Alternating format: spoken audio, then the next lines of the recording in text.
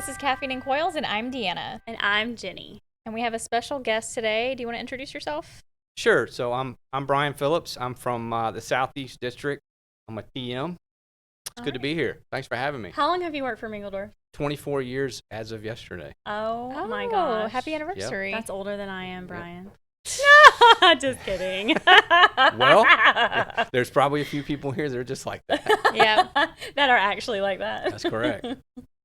So explain what a typical day in the life of a TM looks like. Well, so I'll give you two examples. I'll give you how a day would be if I wanted it to be, and then I'll give you actually how it happens. So for me, I wake up probably about 6:30. I have a little bit of quiet time, little reflection, a little thinking, and so that lasts till about 7:15. Then we'll fire up the computer, start looking at emails, and customer calls will start flowing in. The problems will start arising, and then about 10:30, I'll change directions and I'll start heading to see a customer. I try to go to customers to have lunch with them, and then after lunch, I always try to do maybe 3 things with them. So I always check to see what their accounts receivable looks like, if they have any outstanding invoices that are a problem, and then I'll look through their warranty to see if they have any warranty issues, and then we can talk about any of the topics that they may have that they want to chat about. I'll leave that customer, and usually if I'm in the area of one of our stores, I'll stop by the stores. I think it's important to stop by and see our ISPs who are on the front line, seeing our customers every day. So I think it's good for TMs to stop by and see your local store, see the people that are supporting you. I'll leave there, head on back to the office, and start following up on emails that I missed during the day or phone calls that I missed during the day, return them to the customers, and then about 4 o'clock, I'll transition into something that's a little different maybe than most TMs do. I'll start doing orders. So commercially, I have to plan what orders I'm going to do.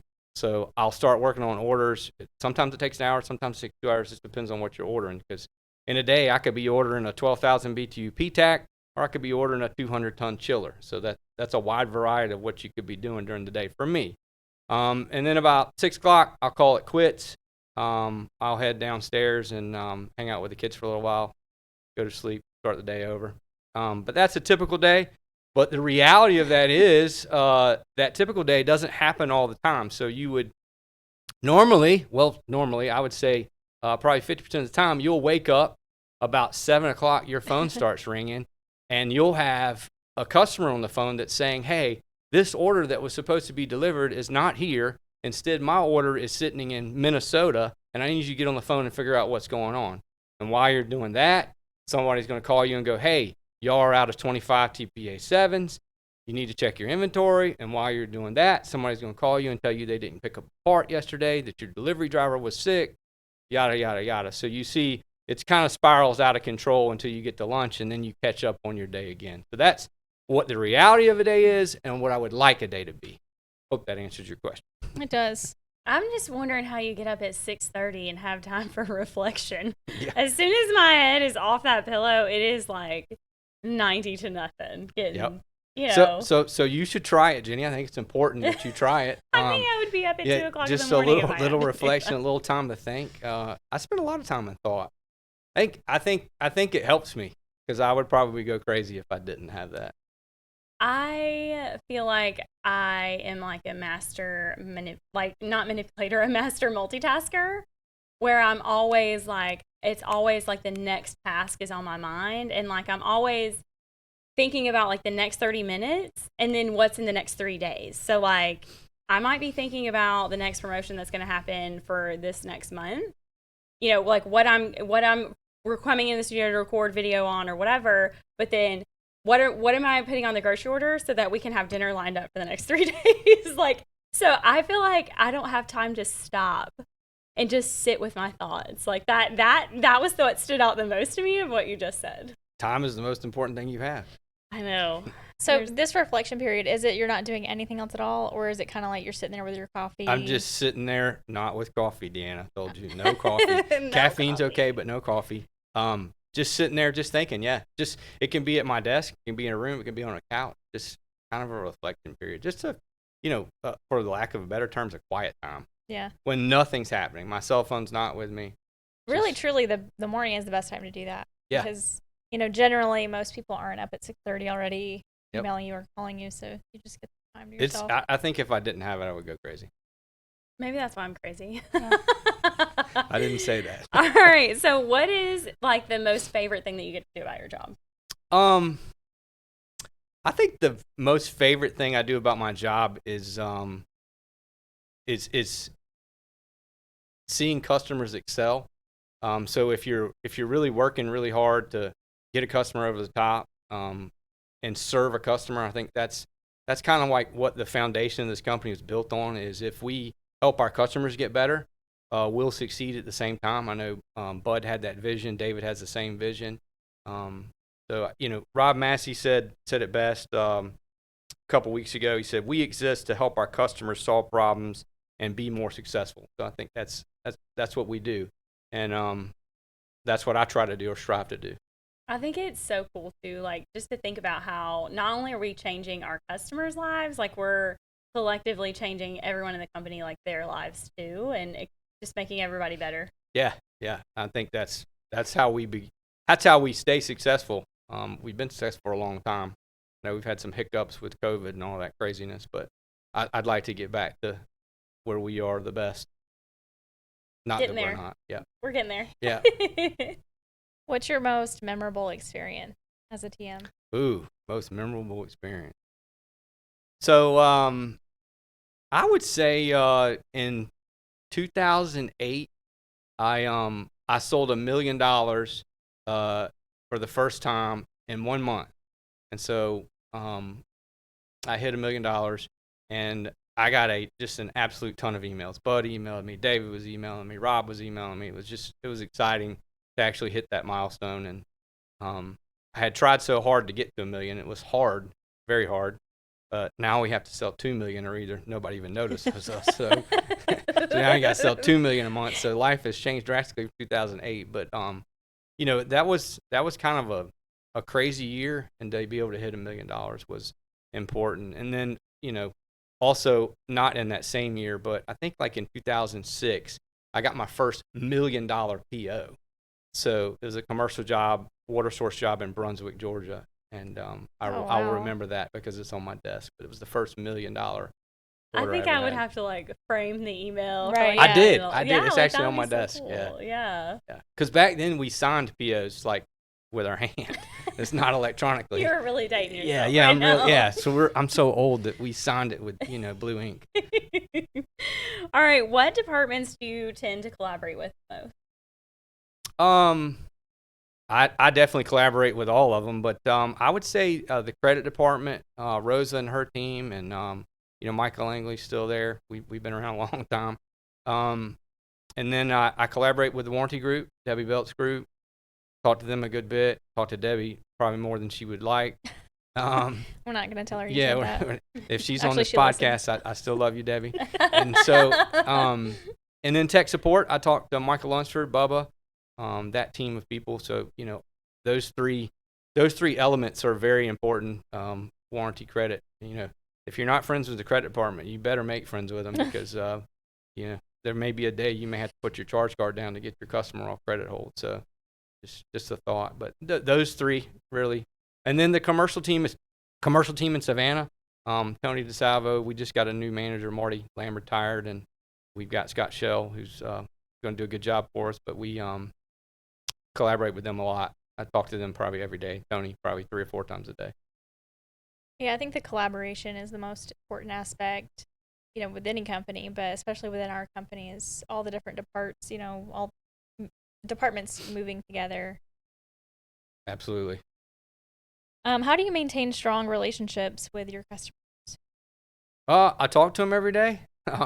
No, I definitely go by and see them. Like I said, I try to see at least people at lunch and maintain the relationship. You got to be talking to them about stuff that doesn't have anything to do with air conditioning. So, how's your family? How's little Johnny? How's t-ball?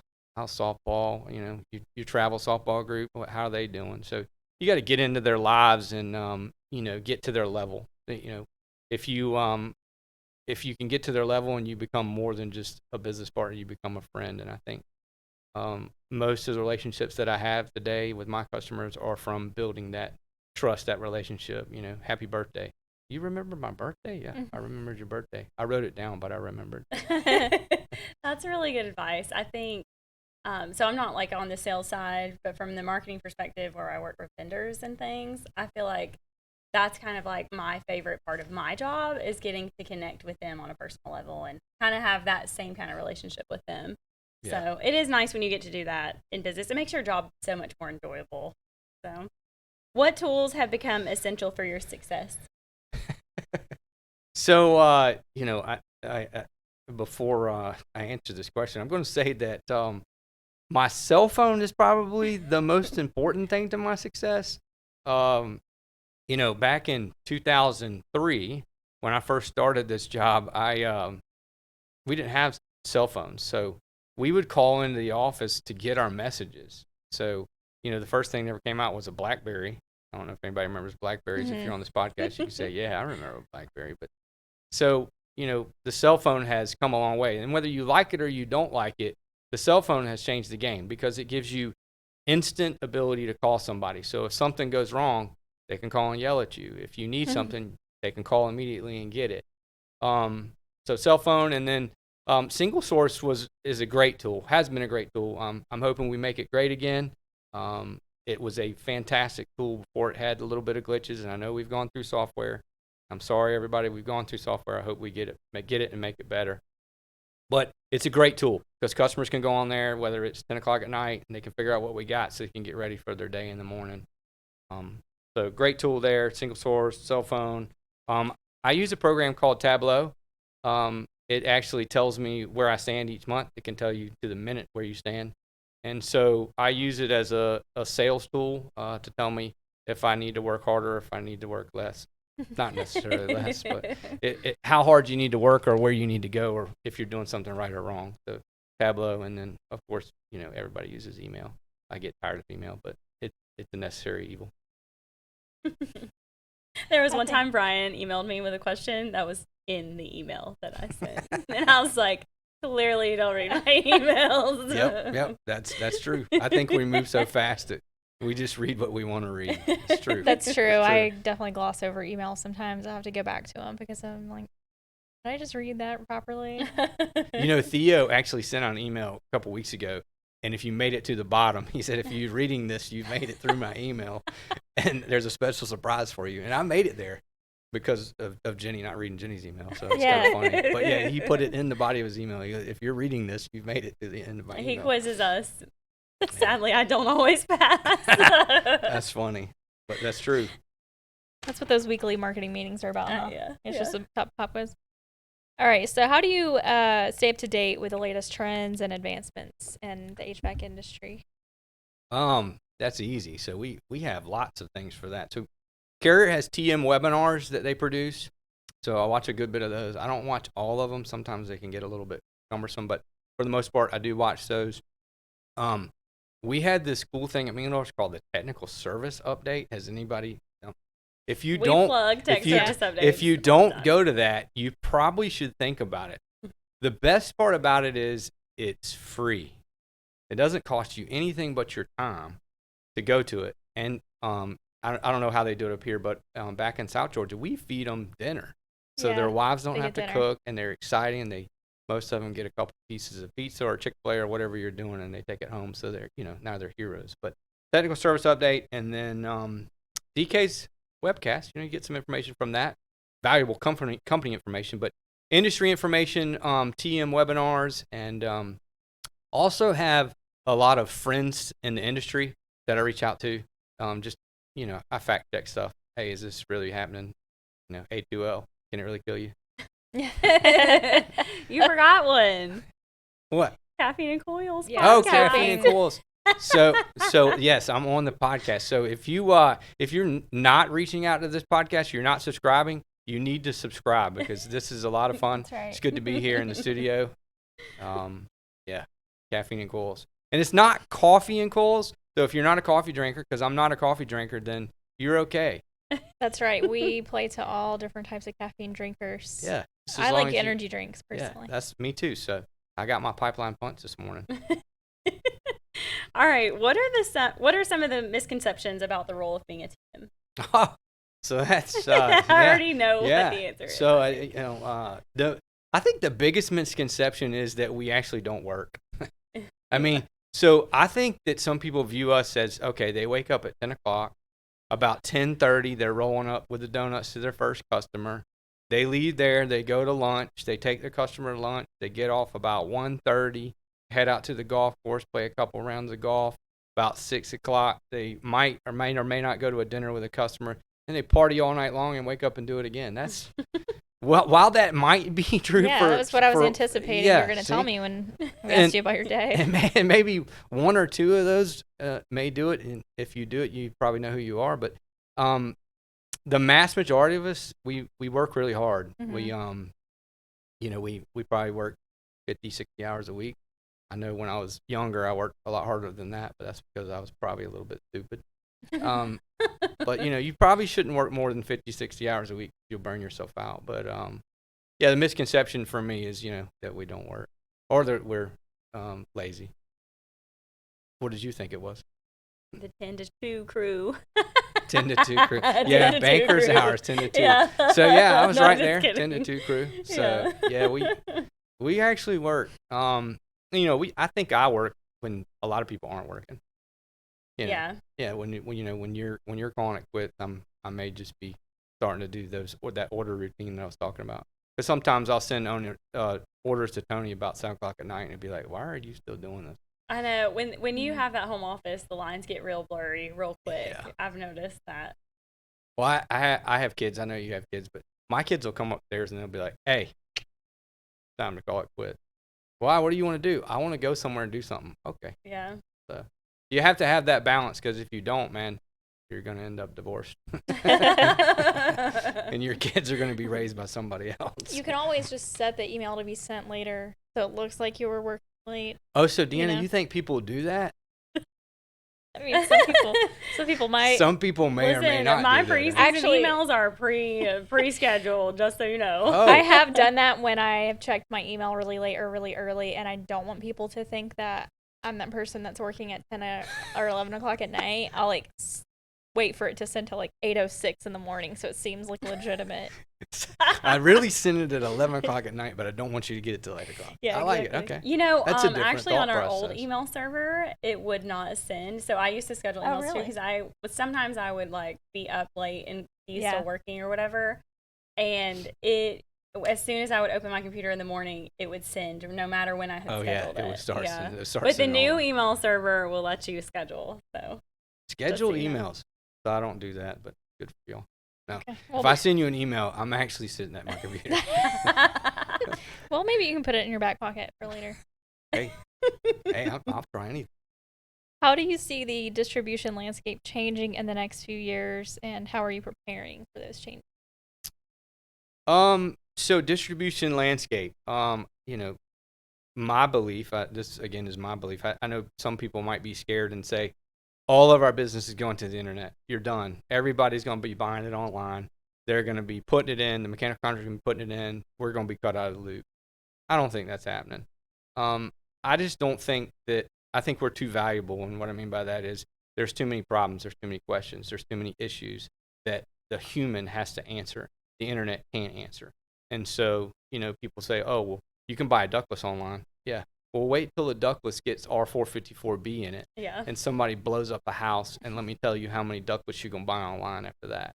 You might buy them, but if you get caught putting them in, you may face prison sentences or, fines. So I don't think that all our business is going to the internet. I think the internet can help, but I don't think all our business is going to the internet.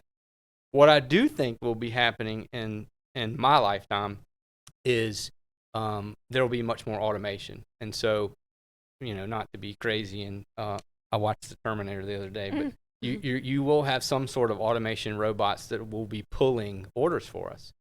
And as much as you hate to say, well, we're going to lose warehouse workers, well, unfortunately, we are all in a labor shortage world. We don't have labor. It's not just us. It's our contractors. It's other businesses that don't have enough labor. They don't have enough people. So I think that automation and being able to pull stuff, is a good thing. And again, you may hate it, you may like it, I don't know. People say, well, you're going to cut out human beings. Well, how many robots that call in sick, or how many robots got to go pick up their kid from school? And I don't mean that in a bad way. I'm just saying it could help. I'm not saying we cut out all the warehouse workers worldwide. I'm just saying automation is going to help us. And so I think distribution will see some of that. I don't see them buying on the internet. And how am I planning for it? I'm going to be retired by then. Right, that's our problem to deal with. Huh? Yeah, that's our issue to figure out. That's you millennials' problem, not mine. I use AI. I use ChatGPT a lot, but what's funny is you have to have that human aspect to it, because it will give you the craziest answers sometimes, and you have to moderate that. I mean, you can't just. Yeah, you still need a human. Right. I mean, you still. And I'm sure the same would be true with any other type of automation. I mean, there's going to be humans that are going to need to be there to spot check and make sure everything's getting done properly. I was actually talking to my neighbors about this, and they were, saying that whole aspect of well, AI is going to take jobs and this and that. And I think we, just generationally have been experiencing this in different circumstances for a long time. And we've all adapted. We've all either learned a new skill or went into a different industry or whatever the case was to kind of there's going to be jobs created for AI. There's going to be strategic jobs that are, how do we build AI into our business? Not necessarily, there's going to be transitions in what the roles look like to incorporate the AI and not just let it completely eliminate things. So it's not takeover, it's help. Yes, it's assisting. Supplemental help. Exactly. And we need it. So what advice do you have for aspiring TMs in the HVAC industry? Don't do it. Do a different job. No, that's not a good answer. No, I would say this. So, and we talked about this a little bit before we went on this podcast, but I think you need to provide accurate and quick answers to your customer. So if you think of a game show, if you're on a game show, and you ring your buzzer, you need to be quick on your buzzer and accurate on your information. I think that has played into my career here at Mingador's. Is I want to provide quick and accurate information in a timely fashion.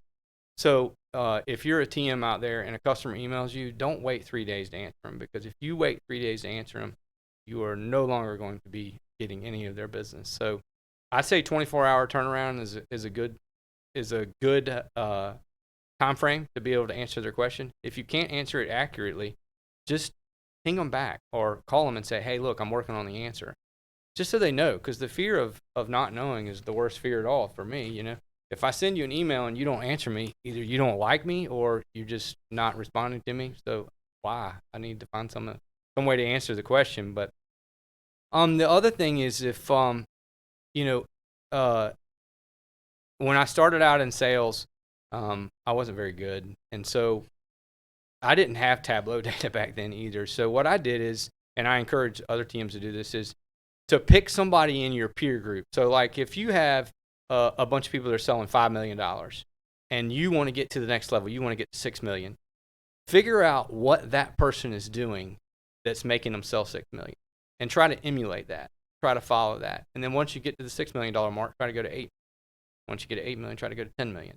So pick somebody that's in that sales category and find out what they're doing. And you say, well, they're in the Gulf Coast. Call them. If they don't want to talk to you, call me. I'll make them talk to you. No, I can't make them talk to you, but I'll talk to you about it. And then the last thing I would say is, if a customer calls you and blows up on you, just let them blow up on you. Let them get it off their chest. And then answer their issue when you're smiling, not when you're mad. So take the time and then build good customer relationship. You can build the relationship, you can be highly successful. That's a really good answer. Yeah, like. Thanks. All right, so that concludes all of our questions for you. But now we get to play a fun little game. All right. You're a movie guy, right? Yeah.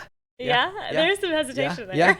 Well, it depends on what era you're in, Jenny. All right, I feel like I have good classic movies that most everyone has seen, and I've got quotes from them. So if I'm going to say the quote and you guys have to guess the movie. Okay. And we have to take a little bit of mercy on Deanna because she's like me. She doesn't really watch. So. Oh, okay. All right. This one is the easiest one. Nobody puts baby in a corner. Oh, whew. We're not starting off very What? strong. I think that's I'm just gonna wild guess Goodfellas. No. No, it's not Goodfellas. Oh my gosh. Nobody puts baby in a Okay. corner. I mean, I've heard it. I've heard that saying. Oh but- my gosh. This might. Okay, I thought this was gonna be. I thought I picked way Okay. too easy quotes. No, is that's it? not easy. Dirty Dancing. Oh, yeah. Oh. But see that my parents didn't let me watch that, Jenny. All right. You're so full of it.